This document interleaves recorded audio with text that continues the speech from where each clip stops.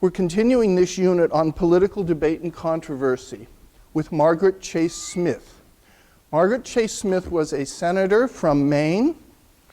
She was a Republican, a woman, and her address during the McCarthy era is one in which she says she is speaking as a woman, as an American, and as a Republican at a time when she considers political discourse in the country to have become degraded. And she uses the word smear, among other words, to characterize that political discourse.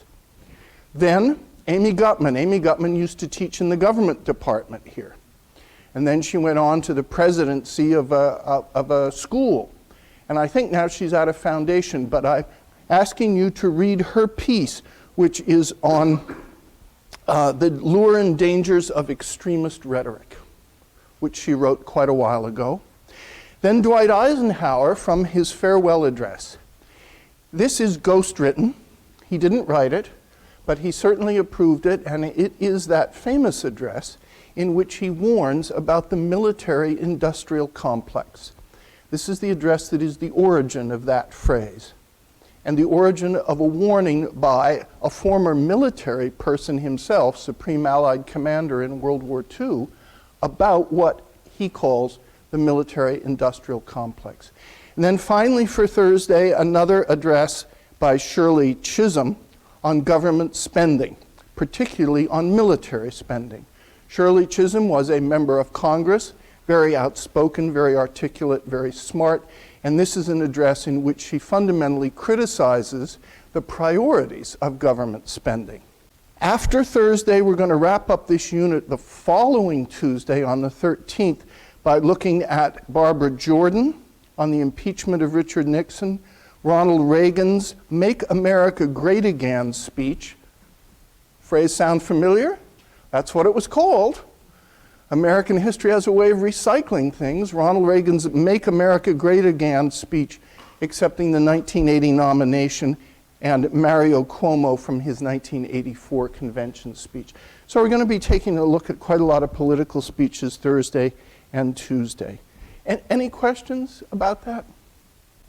As you read these, make sure now that you are analyzing them every which way you can. By that, I mean topics, parts of a discourse, where's the ethos, what kind of reasoning is it, deductive or inductive, what kinds of evidence are brought to bear.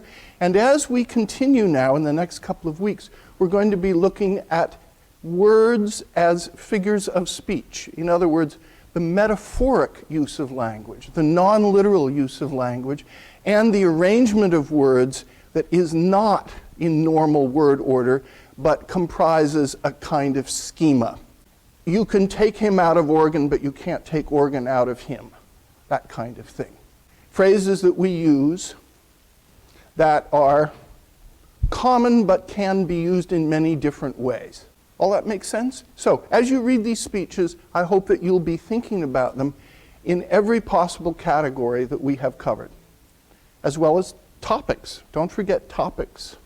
Antecedent, consequent, cause, effect, fallacies, enthymemes, syllogistic reasoning, so that you can become pretty comfortable in looking at these addresses to see what kind of rhetorical elements are there. Any questions? No? Oh, okay. Before we start, I want to remind you about your oral address. Posture, presence, don't rush. You're throwing something to someone, they're catching it. Eye contact, project. It's a good question, Katie, and one of the reasons why you might target supporters is you actually want them to show up and vote. You actually want them to do something. I was shocked to hear what has been the average voting rate of young people in US midterm elections, the average percentage of young people up to age 26 or so. Yeah, 20%. This is terrible. This is supposed to be a participatory democracy, and 20% of young people are voting? Well, if young people don't like what the government is doing, who do they have to blame? maybe themselves, 20%.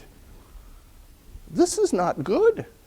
So you want to get the people who support you actually to go to the polls or actually to do something. If you cannot secure what is called your base, you really can't secure much of anything else, because without your base, you can't win.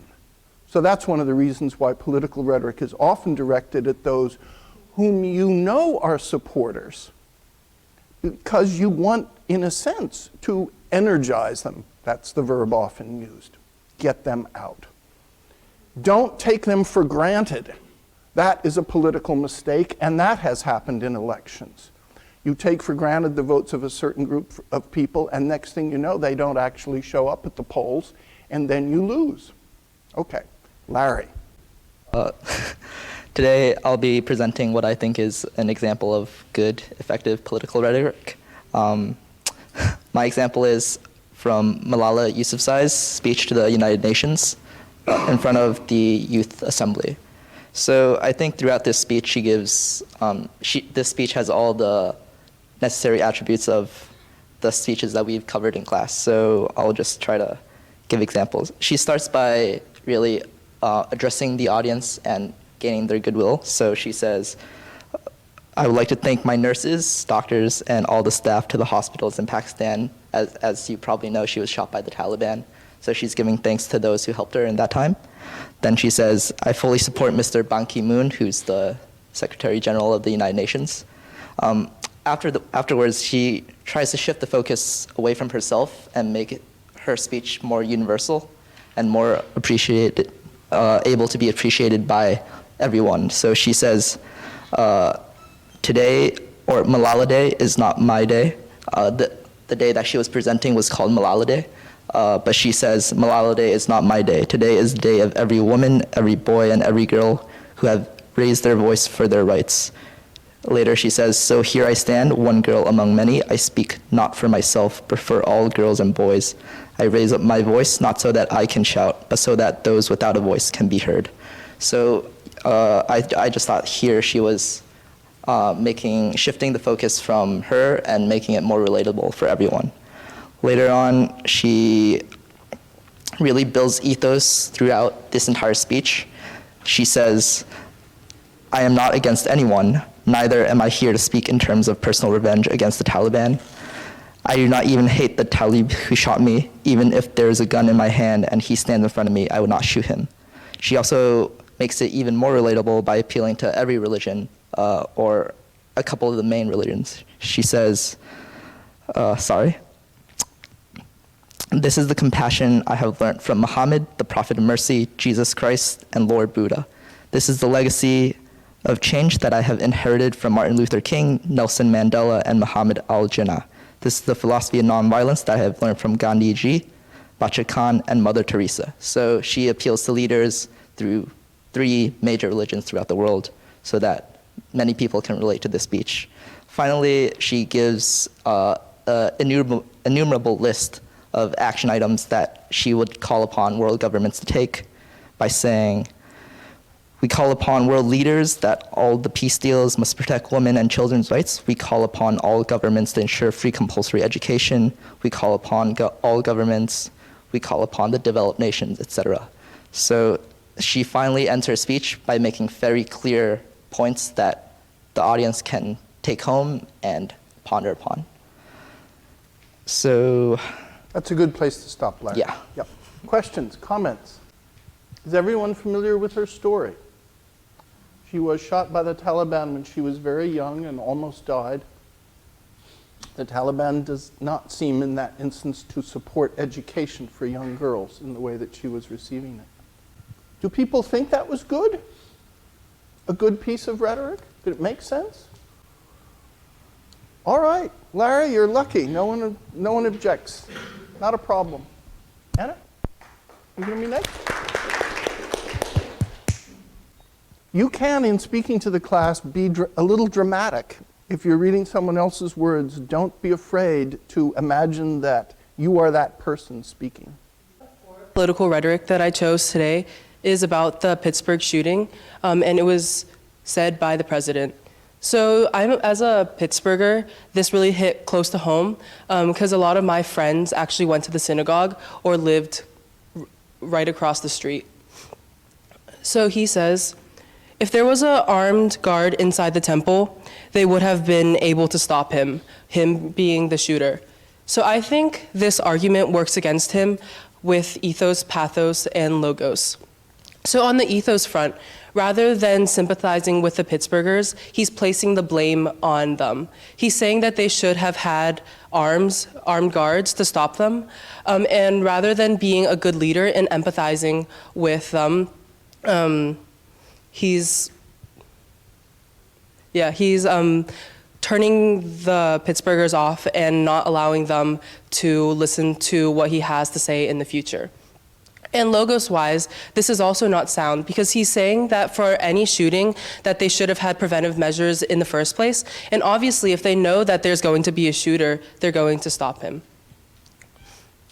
And also, with a phone call that he had with the mayor right after the shooting, he decided to discuss harsher death penalty legislation as a way to prevent the situation rather than to support the mourning Pittsburghers.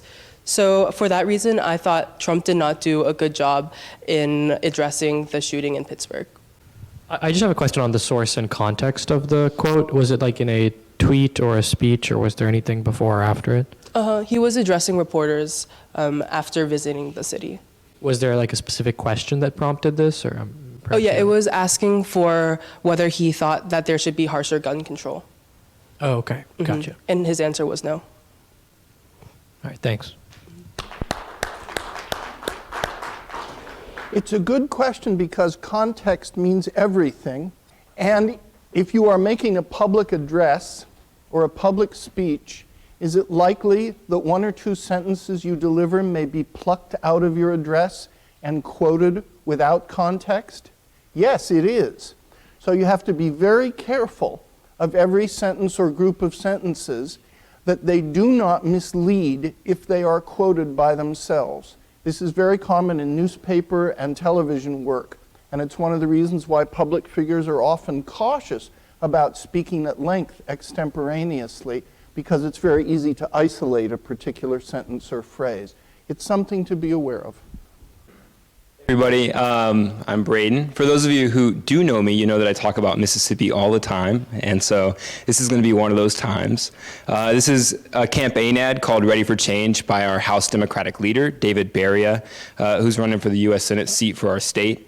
And I picked it because I thought that there were numerous examples of how he was trying to unify the audience and rally people behind his message. And so one of the things that he talks about is he says that people say you can't win in Mississippi, that Democrats can't win in Mississippi. And then he directly contradicts that because he says that when I ran for the state house in a Republican district, I won, and I won 3 times. And that's despite campaigning for things like Roe v. Wade and equal pay and campaign finance reform. And he lists off a laundry list of things that he was really bold in asserting and running as this underdog. And so he's trying to convince people that this could be another one of those times where an underdog can overcome. What's interesting is his name's David, and he continues to refer to it as this David versus Goliath sort of battle that's going on in our state.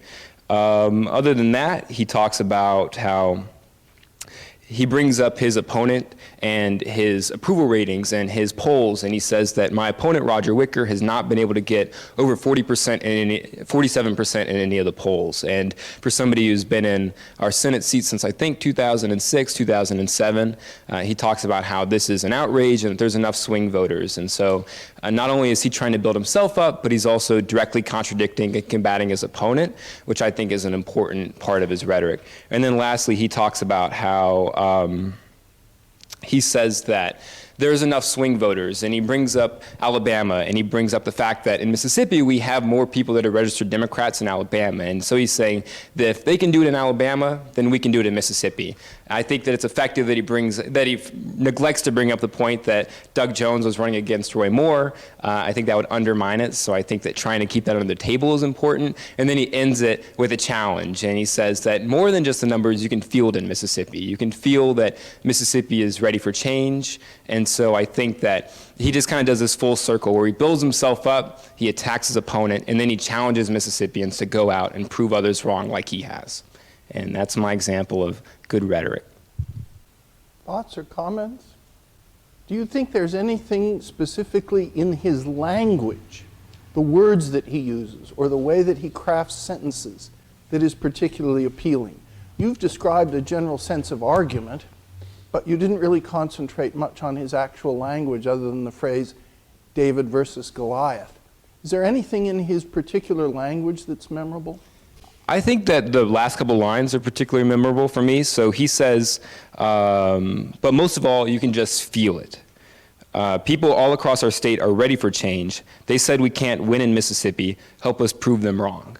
And so I think that he's out there and he's challenging people, and I think that's really effective, and I think it goes sort of like with Malala's speech to the UN. I think it's really effective when you sort of get the audience involved and you toss it to them, and it's their turn to toss the ball back. All right, next. This is very good, but when you come up, do try to discard the ums and the ahs and the sort ofs and the likes. Slow down a little. Speak in separate sentences. That's perfectly acceptable. It will help your audience absorb what you're saying. All this is just practice. It's good practice. Today I'm... Yes, you see, it's become such a habit for all of us that you need to break the habit. And I'm glad that you, Stephanie, recognized that right away, because that is the first step toward effective speaking. There is not a single national or local leader who is an effective speaker who says all the time. I can't think of one. It doesn't work. So if you want to be an effective speaker, all you need to do first is eliminate the bad habits, and that will improve your speaking 100% right away. So today I chose a quote by Tony Evers, who is a Democratic nominee of governor for Wisconsin. He says this in an interview where he says, "The average mom and dads and kids in Wisconsin, they care whether their roads are safe, they have a good education system, they care about having access to affordable health care. That is progressivism for me." And I think this is an effective rhetoric political line, because as he structures his definition of progressivism, he includes the concerns of his audience and shows that in his ideals, they are in their favor, and that they that his idea is kind of like for them and mostly just for them. Try that again. Try that last sentence again, Stephanie. Go ahead. That in his definition, while he forms his ideal progressivism, he tries to show that all the concerns that he embodies and that he is. It's okay.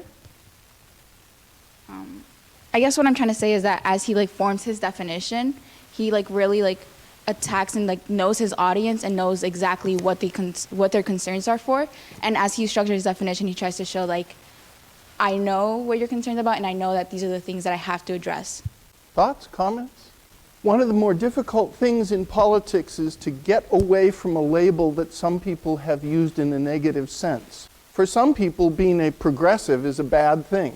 For other people, being a conservative is a bad thing. How do you define it in such a way that it seems broadly appealing? And I think one of the things you did, Stephanie, was show that he is exemplifying what he means by being a progressive, and that they are very basic concerns that his electorate would all share. That seems to me to be pretty effective. Good. All right, so I have a form of political rhetoric that I consider to be ineffective, although I recognize that this definitely is open for debate. I think it reflects how sometimes political rhetoric can be subjective, and for some people, a particular style of rhetoric may be persuasive, but for others, like me in this case, it definitely was not persuasive. So this is a Twitter post from an author and a podcaster who I follow and really like, named Hank Green. He has two posts. The first reads, "Okay, so you're voting. You've got it all figured out. But what about your friends? download this app right now and bug your friends. For democracy, it's fun. Exclamation mark. And he provides a link to this mobile app called Vote With Me, where you can, it says, sick of the news, flip the house with this app. And I thought this first tweet was actually persuasive and seemed to be a different type of appeal to vote, perhaps in a social or more progressive sense that could be geared toward millennials. However, his next tweet, and this is attached to the previous tweet. I don't have a Twitter. I don't really know how Twitter works, but I'm assuming this is following up on it. He says, whether you vote is a matter of public record, and this app lets you see whether your friends vote. Very weird, but also helpful, because I've just texted everyone I know who didn't vote in the 2014 midterms. So I found that this second tweet actually undermined his appeal to specifically download this application and to vote when it came to my own personal opinion. I found the first tweet to be a positive and reinforcing view of looking at democracy and the role each of us plays in it. But in my opinion, I thought the second tweet undermined this by shifting toward a pathos that relied on fear that your friends are going to find out if you vote, or perhaps a pathos that relied on this perverse incentive of voting so you can hang it over your friend's head and bug them and text them and say that they didn't vote in election. So for me, the second tweet undermined it and was ineffective, although I definitely recognize that for some people this could be an effective fear pathos, or this could be an effective form of rhetoric that actually gets them to download the app and ultimately reaches the goal of going out and voting.